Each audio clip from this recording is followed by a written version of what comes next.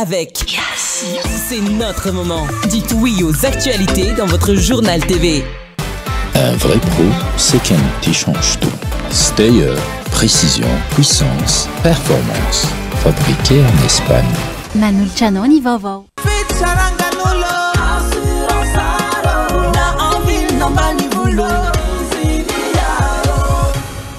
Assurance Art, Timampoltona Nilanao. Manul Cianoni Vovò. Poisson vovò man patanjaka. Broxayan. Manul Cianoni Vovò.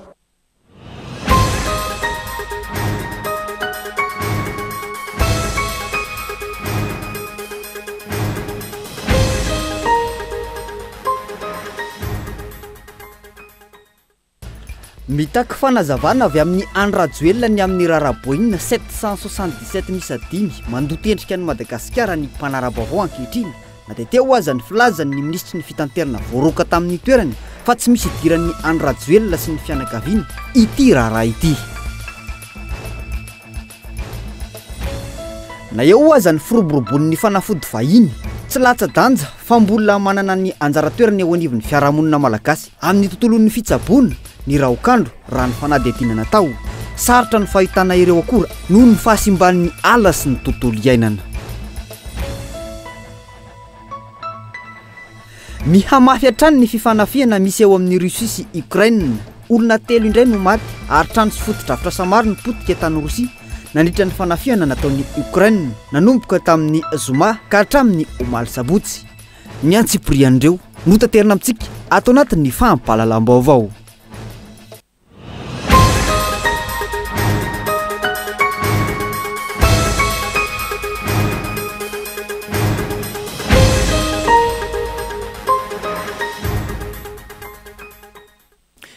Manatitra ny Araba, tompoko lahy sy tompoko vavy manaraka ny fahampahalalam-baovao ny Cool TV amin'ny ity ariva ity. Asainay ampanajana ianao anaraka hatramin'ny farany ny fahampahalalam-baovao. Andeha hanomboantsika izany ny toy ny raharaha mahakasika ireo boinina misy adimy. Mitaky ny fanazavana avy amin'ny Andrajoelina amin'ny raharaha boinina 777 misy adimy mandoto endrika any Madagasikara ny mpanara-baovao ankehitriny. Ny ministry ny fitaterana teo aloha izay avy nosorona tamin'ny toerana androany izay nilaza fa tsy misy idiran'ny Andrajoelina sy ny fianakaviany ity raharaha ity.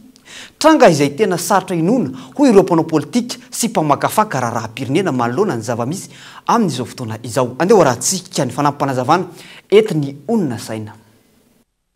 Nivoaka tamin'ny fanginany ny ministry ny fitaterana teo aloha Valérie Ramonjavelo ary namoaka afatra tamin'ny tambazotra tserasera Facebook. Afatra izay miaratra amin'ny farany any Andrajoelina sy Tsay Christian ho tsy tafiditra amin'ny raharaha boinina 777 mandratsendrika ny Madagasikara maneran-tany. Tsy misy idiran'ny Andrajoelina sy ny fianakaviany ihany koa io raha araka ity fanambarany ministra teo aloha ity hatrany. Ny fanindran-darana tamin'izay namoaka fanambarana ihany koa ny filohan'ny fanoherana eo anivon'ny anteny miram-pirenena ary mitaky fanazavana amin'ny Andrajoelina momba ity raharaha ity sy ny fampiasany ny fianakaviany amin'ny fitantanan-draharaham-pirenena. Isi teny Andrena Soloniaiko izay nandritra ny tafan'ny fanaovany tamin'ny mpanao gazety nanambara fa sarotra ny alany Andrajoelina amin'ny ity raharaha ity. Miezaka amin'izao fotoana izao ny fitondram-panjakana te hanadio tena ary te hanilika an'izao raharaha zao amin'ny tokana. Tonga dia itsiko hoe hanilika an'izao raharaha zao amin'ny ministra. Tsy ACM io, tsy ministra io, fa ny fitondram-panjakana ny ngahy Andry Rajoelina. Ka sinema io zavatra ataon'zareo diovia ny tokotany Ngahy Rajoelina. Ngahy Rajoelina mihitsy ny tokony ho diova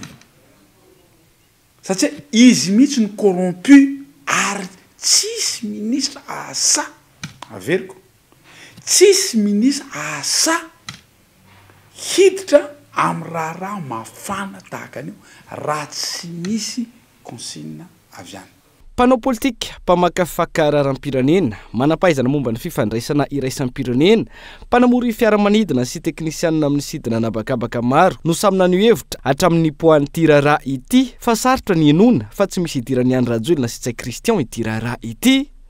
Tsy resaka fividianana fiaram-panjakana fa fiaramanidina misy adimy eto ny resaka. loza ho an'ny madagasikara sy ny vahoaka malagasy ihany koa raha toka tsy malala ny fisiniorara efa fantatra ambolana maro io ireo tompona andraikitra voalohany eto amin'ny firenena midika zany fa tsy voafiaraka ny tokony ho izy ny fitantarana eto amin'ny firenena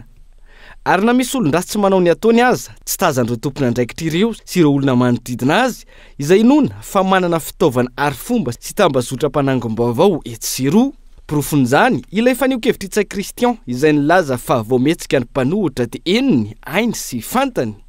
mpanao politika aza toy izany maika fa zava-doza sy ambany eo amin'ny sehatra iraisam-pirenena toy izao ny olona nanao azy izay fantatry ny rehetra ihany koa fa olona efa nifanerasera tamin'ireo tompona andraikitra ambony eto amin'ny firenena ihany fa tsy olona hafa orinasa izay tsy anala mahitsy ny voalaza fa misy ny fitoerany ihany koa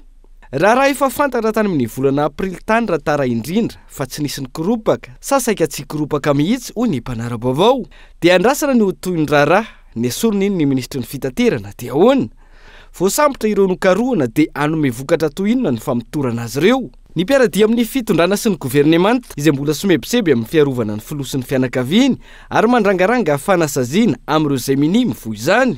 takina amin'ny anarany mangarahara ny voany marina momba ity raharaha ity noho izany mandratsendrika ny Madagasikara eo amin'ny sehatra iraisam-pirenena ny valin'ny fanadihadiana raha teo tsy maintsy ho fantatra satria tsy eto an-toerana ihany no miandraikitra azy ity fa hatramin'ireo sapapitsikilovana fantadaza maneran-tany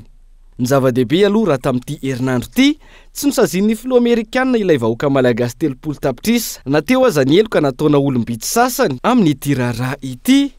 irariana ny toizan'izay ka ho ireo tomponantoka na mivantana na ankolaka rehetra tamin'ity raharaha ity no hiarany sazy mba ho ampiarana ny lalàna amin'izay ireo zatra ny lalan-dririnina tontolon'ny asa mpanjakana ho an'ny Mahajanga ambom-piaona ny mpiasa mpanjakana ny tanànan'ny Mahajanga izay mandray ny fifaninanana ara-panatanjahantena izay karakarainy avy ao anivon'ny AZF fotoana izay nangatahan'ireo mpiasa mpanjakana ny ampiakarana ny karaman'izy ireo manoloana ny fidangany ny vidim-piainana amin'izao fotoana izao Christian Andriamahery no mitondra ny antsipriany makasika izay amintsika mpiasa mpanjakana 3 sy 1 alina no efa tonga eto Mahajanga niatrika ny fanokafana ny fifaninanana ara-panatanjahantena nasionaly karakarain'ny AZF taranja 17 no ifaninanana 5 sy 1 alina ireo soratra anarana tsy mitsaha mitombo ireo mpandray anjara nandritra izay 10 taona ny tantanany Brown ny AZF ny fifaninanana ara-panatanjahantena ho an'ny mpiasa mpanjakana ity ka mangataka izy ireo mba hisiny ny fanatsarana ny enti-manana ny mpandray anjara rehetra indrindra ny fampiakaran-karama ny mpiasa mpanjakana izay tsy ary nisy efa taona maromaro izay 10,900 ny mpiasa mpanjakana no fanatanjahantena ka amin'ny taona 2021 fa mitsika ny courant enquête zao io dia matafakatra 7,900 ny mpiasa mpanjakana manao sport fangatana tena amintsika jiaby zany anomezana ordre de route ho an'ny mpiasa mpanjakana mandray anjara amin'ity esika doavana ity mangataka anomezana ordre de mérite sportive ho an'ny mpandray anjara arabatiny aketo satria tisanandro mifanena amin'ny ramandrany karan'izao mba mangataka aminareo zay mba zahavo ny karan'ny mpiasa mpanjakana 12 andro ny faharitan'ny fifaninanana ka nivokatra ny rasana ao anatin'izany dia ny ahafahan'ny mpandray anjara manala ny stress ateraka ny asa taony fanamafisana ny fihavanana sy ny firaisan-kina ny samy mpiasa ary ny ametraka modely sy ny fanomezan-kasina ny fanatanjahantena ho fitaovana ara-tsosialy sy ara-panatanjahantena ivadika lafim-baovao makasika ny tontolon'ny fampianarana sy ny fanabeazana isika ao anatin'ity vaovao manaraka ity hanatanteraka fivorimbe ireo sekoly tsy miankina eto Madagasikara ary anolotra paikady anarenana ny sehatry ny fanabeazana araka ny nambaran'ny association des directeurs des écoles privées eto Madagasikara fahadisoana raha tsy mandray andraikitra amin'izao fahasimbany ny hoavy ny taranaka malagasy izao hoy ny fanazavana nentin'izy ireo isy ny fepetra horaisina raha manao be marina trany ny fanjakana amin'izao fotoana izao onona saina no mitondra ny antsipriany mahakasika izay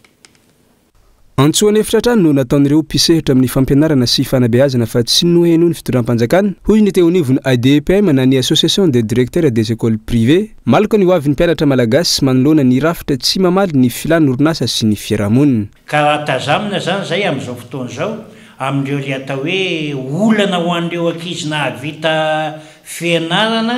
dia azo lazaina fa tsy mahomby mihitsy a ny fanabeazana eto amintsika satria tsy tantaratra zany a any amin'ny fampandrona any amin'le tena tanjona zany a dia tena tsy manjavozavo be zany ny fampianarany fa raha hoe tazamina amin'ny pourcentage io de ohatrany hoe mandeha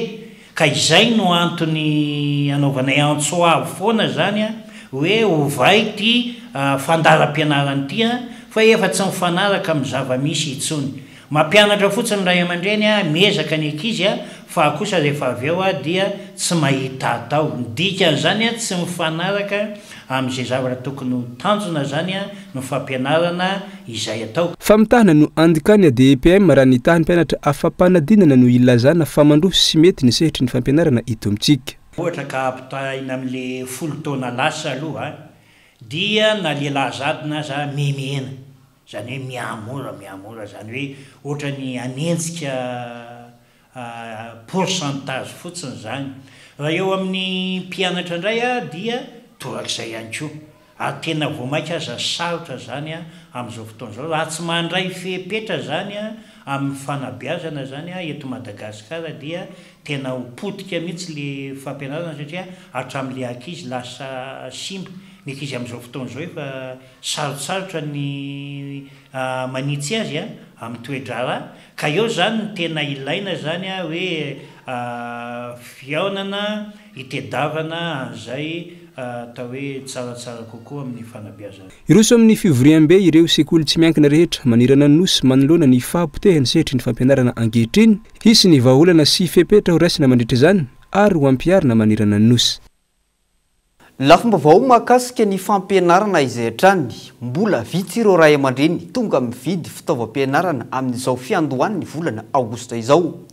manomboka amin'ny fiafarany ity volana ity vao mandeha ny-tsena ho toy ny isan-taona hoy ny fanazavana ny entin'ireo mpivarotra teny an-tsena tsy moramora nefa ny fiatrehana ny afidiran'ny mpianatra ho an'ny lafiny ara-bola hoy kosa ny nambaran'ireo ray aman-dreny izay nanaovana fanadihadiana mahakasika izay fampidirana mpianatra izay entso Rasoary Malala no mitondra amintsika ny Antsiprieny mahakasika izay tsy moramora ny fiatrehana ny fidirany mpianatra hoy ireo ray aman-dreny nanaovana fanadihadiana misy amin'izy ireo no mandany eo amin'ny valo hetsy mihitsy ho an'ny zaza miisa roa tsy maintsy ajanona aloha ny fandehanana mamonjy fialan-tsasatra hoy ity renim-pianakaviana iray ity izy ireo izay nisafidy ny vidy ny fitaovam-pianarana mialoha anankiroa ny zanako mbola kely daholo ny anankiray vao TPS tendray MS raha nampiarahana hatramin'ny inscription réinscription miaraka amin'ny fitaovana tena famatratra 700 000 ariary any na 800 000 ariary mihitsy ny ary ny hitako hoe astuce ngamba tsy manao vacances aloha fa hitako hoe le mampiditra mpianatra tsy mora fa misy koa moa zany ny école miteny hoe reto ny markana fitaovana ilaina dia miezaka ianao zany manatratra an'izay mba tian'zareo apetraka izay dia zay le izy tsy mora fa zao sady dia efa manome courage sady ny ray aman-dreny ny androany zao dia nividiana hatramin'ny kely indrindra hatramin'ny lehibe indrindra hatramin'ny kitapo izay rehetrarehetra ny ilaina hatramin'ny ondana sy ny rehetrarehetra hatrany ampianarana no vidiana daholo satria alao indray mandeha vidiana dia tsy sahirana ianao amin'izay fotoana izay ho an'ity renim-pianakaviana iray ity kosa tsy maintsy vidiana tsikelikely ny fitaovany mpianatra noho ny tsy fahampiny ny hoeti-manana ny azy izay mahatratra manodidina ny roa hetsy eo ny zaza iray mafimafy ihany fa atao tsikelikely vidiana tsikelikely fotsiny aloha dia avy ndraiky tapo fotsiny dia zay vao ny cotisation ny ampianarana tena misy fiakarana satria laka vidiana 6 000 ariary reny zao lasa misy 8 000 ariary nisy nanontaniako ary lasa 3 arivo sy ray alina le 9 arivo taloha satria le izy mavesatra dia vidiana tsikelikely fa tsy tonga dia hoe tonga dia complet fandroany zao ka fotsiny dia manaraka ndraiky tapo fotsiny 200 000 ariary eo vao matafiditra ankizy anankiray raha amin'izao anankiroa manodidina 400 000 ariary eo zany vao mahafeno fitaovana rehetra amin'ny kapobeny raha ireo mpivarotra indray no nanontaniana dia mbola mangina ny tsena raha amin'izao fiandohany ny volana izao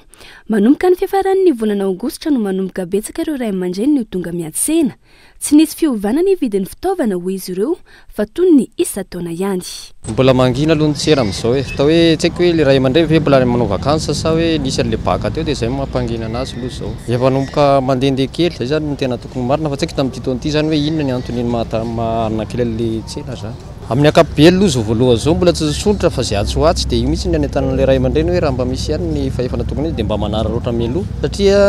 tsy maintsy ohatra izay koa ilay tolotra sy ny tinady rehefa betsaka mividy dia tsy maintsy mampakatra ny any am-potony fa tsy izahay mihitsy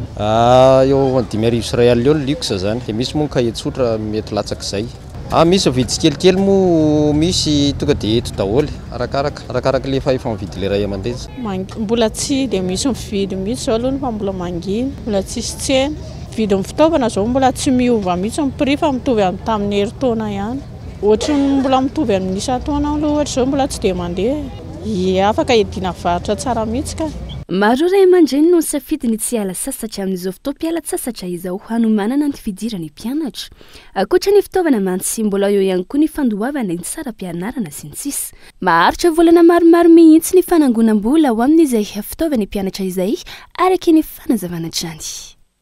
fa azo ny Madagasikara ny larina telo voalohany tao anatin'ny kategoria lycée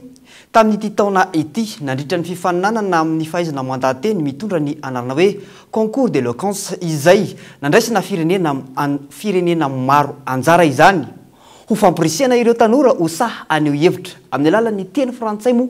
no tanjony ity hetsika ity Entsora Soary Malalatrany no mitondra ny antsiprieny makasika izay Norumbani Madagasikara ny amboara ho an'ny sokajy lycée nandritra ny fifaninanana concours d'éloquence tamin'ity taona ity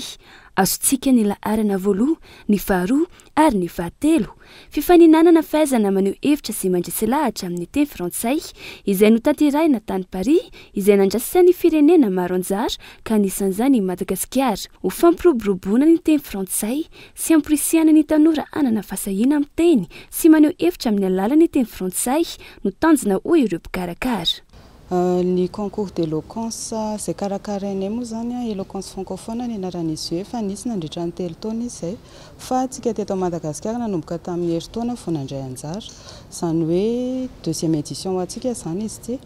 nefa ny na tamin'ny herintaona ary dia fa nahazo prix tsika troisième prix dia tamin'ity taona ity azotsika ny catégorie lycée premier prix deuxième prix troisième prix amreto akizy anankitelo manodidina anareto moa zany le lauréat le concours resaka fandresen-dahatra zany hoe éloquence fahaizany akizy miresaka sy mandresy lahatra dia niporté tamin'ny resaka environnement dia identité le izy amin'ny maha hoe francophone anazy zany hoe nitany miteny teny frantsay zany nisy ny tao à Paris nisy lycée maromaro nisy école koa dia Burkina Faso, Côte d'Ivoire nisy pays tany Amerika fa tsy tadidiko tsara mialatsiny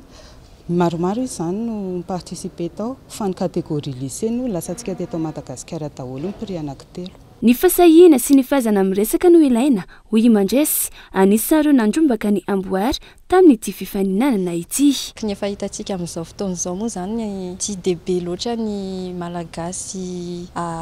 mandray fitenenana fa manaiky foana ny zavatra mitranga eo amin'ny firenena nefa manana ataontsika hoe saina manana idée zany fa tsy mahasamy teny dia zay aloha zany tokony saintsaina voalohany indrindra hoe mila mahasamy teny satria zay ny afaka hanovantsika ny zavatra mitranga eo amin'ny firenentsika zany et en tant que jeune amin'iny fotoana iny mihitsy zany ny cerveau atsika ny tena vonona mbola fleury tsara mbola feno zavatra be dia be tiatsika accomplisena dia iny zany tsy maintsy hoe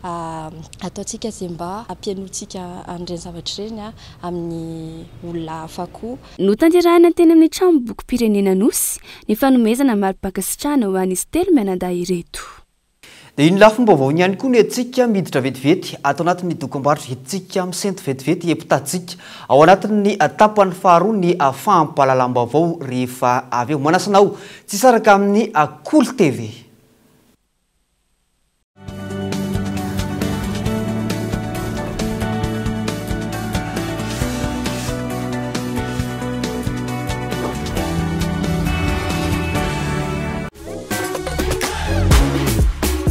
Norman Life miaraka miasa vaovao be eoa midira amin'ny tontolo feno tombotsoa ifandraisana tsy tapaka amin'ny fianaka amin'ny sanila misy event promo smartphone cadeau bonus tombotsoa avy amin'ireo mpiara-miasa aminay fiofanana manokana sy ny sisy midira team eoa ao amin'ny dièse 111 étoile 2 étoile 1 dièse eoa tero amin'izay oa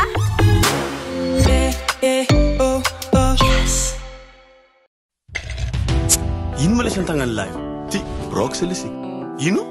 brox lesy ino koa ma lesy zany poisson vaovao mampatanjaka misy energy drink de misy cola mety amindry sady mety amilay ino agnarany brox mahazonga mahazonga zay mila poisson mahazonga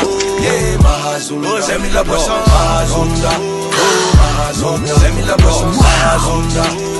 mahazonga ame parole brox yan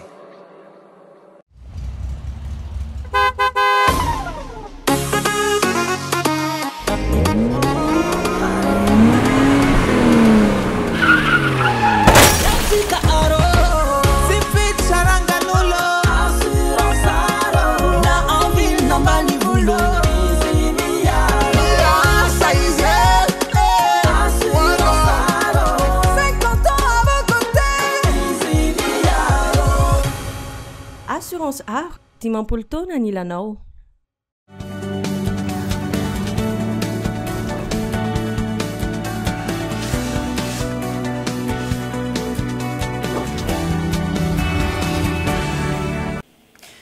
dia mbola terina trany ny araba tompolasy sy tompovavy tsy misaraka amin'ny Cool TV atao anatin'ny fampahalalam-baovao amin'ity ariva ity tonga so atao anatin'ny tapany faharoa maro amin'ireo tanora eny anivon'ny université ny morona any amin'ny asa soratra sy ny fanoratana tononkalo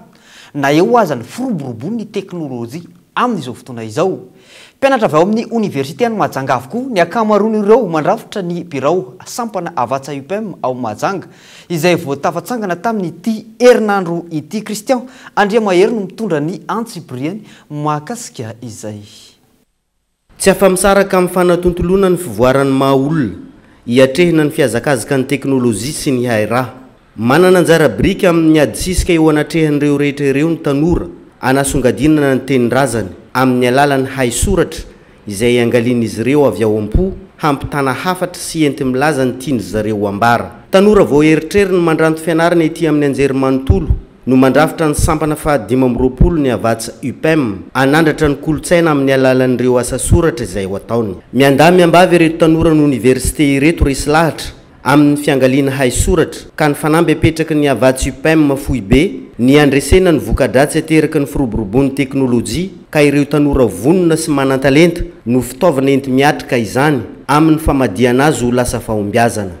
misy koa fanamby atao hoe manina moa raha itsika mihitsy hoe manafika any ivelany fanamby nataonay zay raha nanangana ny sampana avatsa UPM Frantsa tamin'ny taona 2012 hoe teny malagasy no vizana eto zay tsy manao tsy miteny malagasy eto dia mandovola karazana ohatry hoe vazivazy izy natao tamin'izany fa inona voka ny 20 taona aty aoriana lasa enatra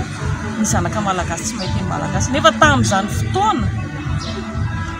enatra ilay zanaka malagasy tsy miteny frantsay azafady misy tao frantsa nanataterana izy dia izay zany mbola ady sady dia lafitezaka ny teny malagasy tato amin'ny salle polyvalente ny UGM ety ambondrona no nampiantrano izao fandraisana ireo tanora mpikambana vaovao ao anatin'ny sampana avatsa UPM Mahajanga izao noho ireto tanora ireto mpianatra ato amin'ny université ny Mahajanga ny ankamaroany lafombaovao mahakasika ny tontolon'ny fizahantany tsy mitsaha mitombo tao anatin'ny 15 taona farany izay ny fitsidiam-bohatra tamin'ny alalan'ny dian-tongotra teto amin'ny faritra Analamanga antony namoan'ny office party ny fizahantany ilay boky taridalana ho an'ny fitetezam-bohatra amin'ny alalan'ny dian-tongotra izay mifandray amin'ny GPS fanampiana ireo mpizahatany amin'ny fandehanan'ny tongotra izany boky izay mirakitra ireo toerana manatantara eto Analamanga izy io ny fomba fiainan'ireo mponina eny amin'ny tontolo ambanivohitra sy ny vokatra izay mampiavaka azy ireo tsy manohitohina ny asan'ny mpiserady velively raha ny fanazavana mahakasika izay andeha ho rahantsika ary ny fanampi-panazavana eo amin'ny oatra ny enimpolo isan-jato ny olona zay tonga eto amintsika dia mpandeha tongotra, zany hoe mandeha mijery mizaha tany mijery ny zavaboary natiora sy ny sisa ka ho antsika eto amin'ny faritra Analamanga iarahantsika malala fa mijanona eto amintsika reny olona reny dia fotoana koa anankiray mba ahafahantsika misintona an'ireny mpizahatany reny ka raha mahazotsika 10 isan-jato fotsiny izay mpizahatany mandalo eto amin'ny faritra Analamanga eto dia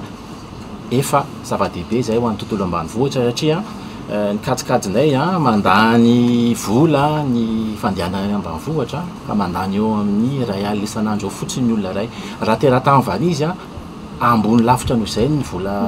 laniny dia mazava ho azy fa ny fitaritantsika n'ireo olona ireo izay mandalo eto amintsika hititika ny tontolo ambanivohitra dia fomba anankiray mba hizarantsika ho an'ny tontolo ambanivohitra izay vokatry ny fizahantany izay.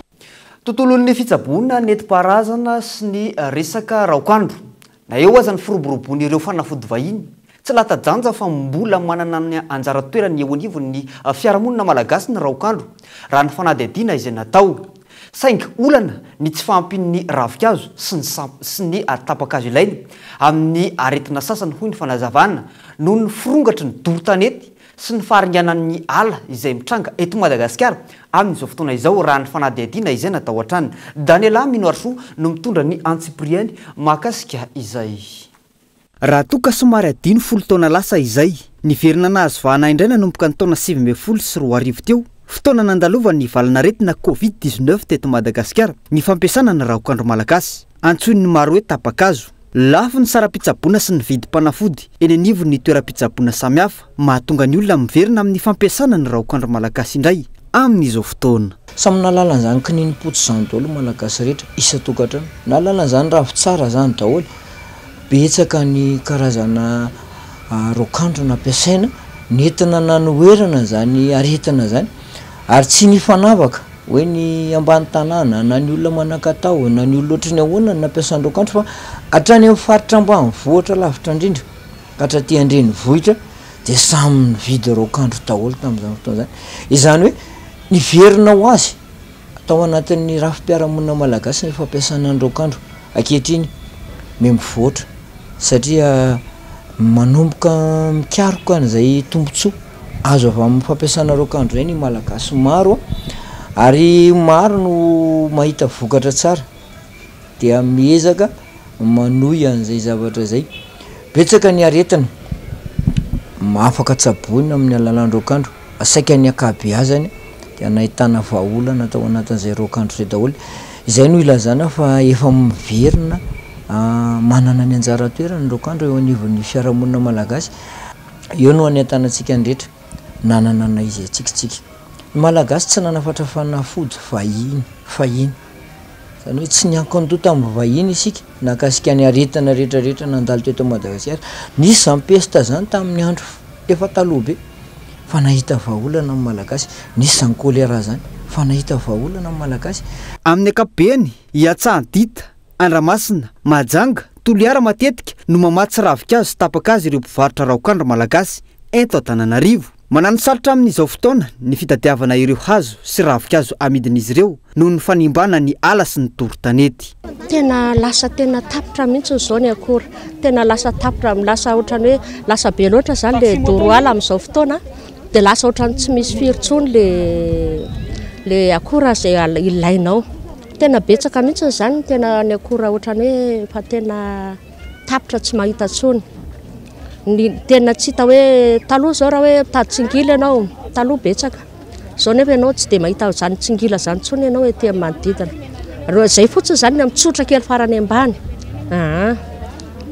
fa ny zavatra betsaka zany fa tena tapitra mihitsy ny amin'le doroaly fa mba tokony hoe miezaka mihitsy hoe mba tokony amboly hazo na izay mpivarotra ara zao tokony hoe mba miezaka izay mba amboly hazo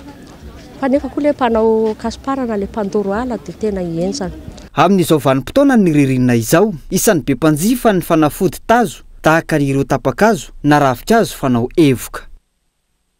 Anjaran'ny rehetra ny miaro ny tontolo iainana mba ahafahana manana fiainana maharitra amin'izao fotoana izao. Vadika lafim-baovao hafa isika ho fanomezana sehatra ireo tanora tia mitendry gitara. Nisy ny festival tafangy tafangilita izay tanterana eto Antananarivo. Fotoana izy io izay nahitana taratra hoy ny abikarakara fa maro ireo mahafia ny fitendrena sy tia karokaroka ao anatin'izany. Fanampanazavana. Fa ny anay fotsiny dia mamerina an'ilay taloha satria zahay tena niforona tao anatin'ny fitiavana an'ilay mozika ary ilay mozika zany ao anatin'ny glita. Dia ny glita zany zao ny atosikay aloha ampinay mafy mihitsy ho an'ny olona mahafantatra dia ny glita ny anisan'ny mozika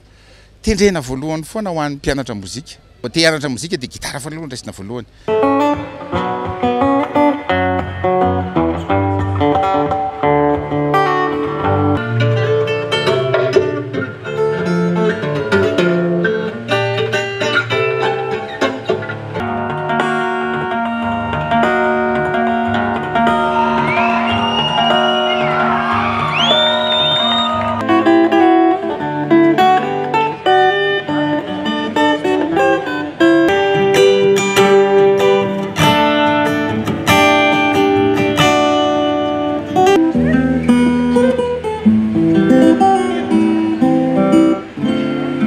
Dia iny ihany koa ary tompoko lahy sy tompoko vavy no antsika manakatona ny filazana ny fampahalalam-baovao tamin'ity hariva ity isaorana sy ankasitrahana ianao. Nanaraka izany hatramin'ny farany mametraka ny veloma mandrapitafa ary ho amin'ny manaraka indray. Veloma tompoko.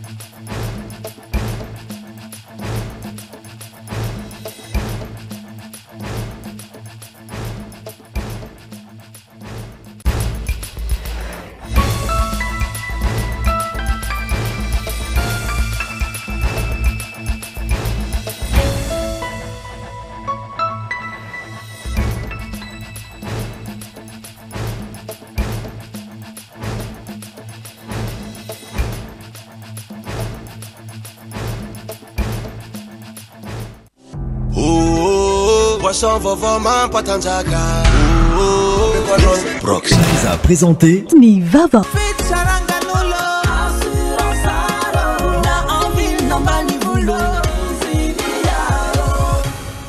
Assurance Art, Timampoly taona ny ilanao. Vous a présenté Nivava.